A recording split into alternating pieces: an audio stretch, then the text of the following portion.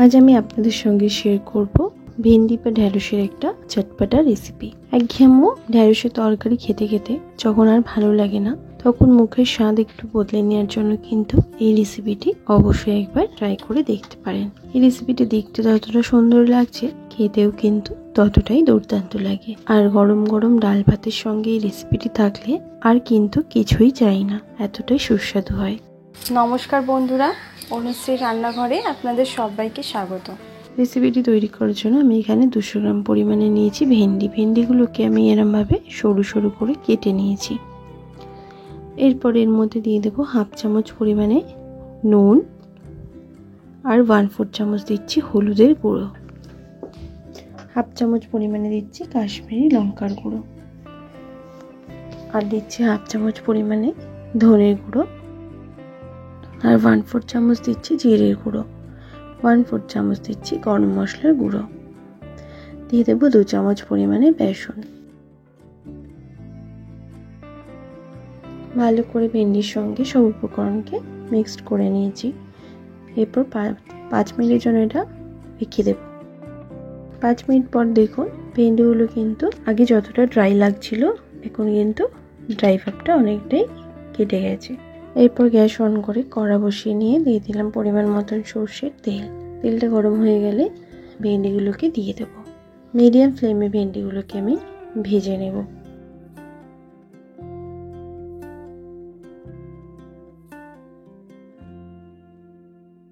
এরমভাবে আমি ভেন্ডিগুলোকে ভেজে নিচ্ছি। সবগুলো কিন্তু একবারে দিয়ে ভাজবো না, অল্প অল্প করে দিয়ে ভেজে নেব।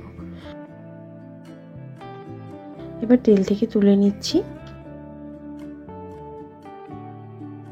আপনারা চাইলে কিন্তু এরমভাবেও ভেন্ডি খেতে পারেন, ডালের সঙ্গে বেশ মুচমুচে খেতে লাগে। এরপর সব ভেন্ডিগুলো ভেজে নেওয়ার পর আমি একটা প্যানেতে নিয়ে নিয়েছি 3 চামচ পরিমাণে সর্ষের তেল। এরপর ফোড়নে দিচ্ছি হাফ চামচ পরিমাণে গোটা জিরে। ফোড়নটা ভাজা হয়ে গেলে দিয়ে দেবো একটা মাঝারি মাপে পেঁয়াজ কুচি।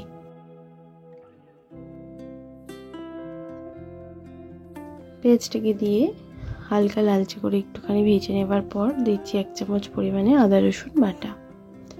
আদা রসুন বাটাটাকে দিয়েও ভালো করে একটুখানি কষিয়ে নিলাম। এরপর দিয়ে দিচ্ছি হাফ চামচ পরিমাণে ঝাল লঙ্কার গুঁড়ো, 1/4 চামচ দিচ্ছি হলুদের গুঁড়ো, আর দিচ্ছি হাফ চামচ পরিমাণে ধনের গুঁড়ো, স্বাদ মতো দিয়ে দিচ্ছি নুন। একটা মাঝারি মাপে দিয়ে দিলাম টমেটো কুচি, সামান্য একটুখানি দিচ্ছি জল। এবার ভালো করে মশলাগুলোকে কষিয়ে নেব।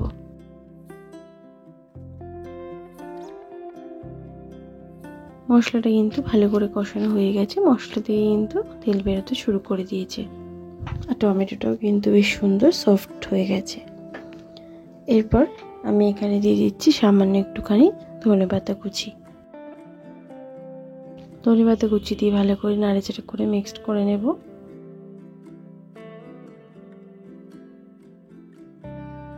ভালো করে মশলাটা কষানো হয়ে যাওয়ার পর আমি ভেজে রাখা ভেন্ডিগুলোকে দিয়ে দিলাম।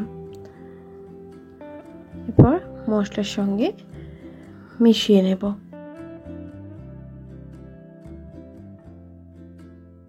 ফ্লেমটা কিন্তু লো টু মিডিয়ামেতেই আছে।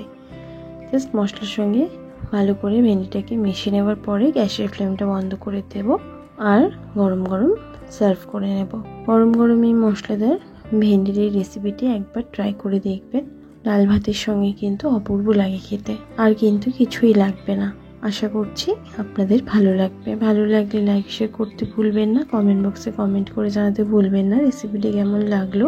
ভালো থাকবেন, সুস্থ থাকবেন, ধন্যবাদ।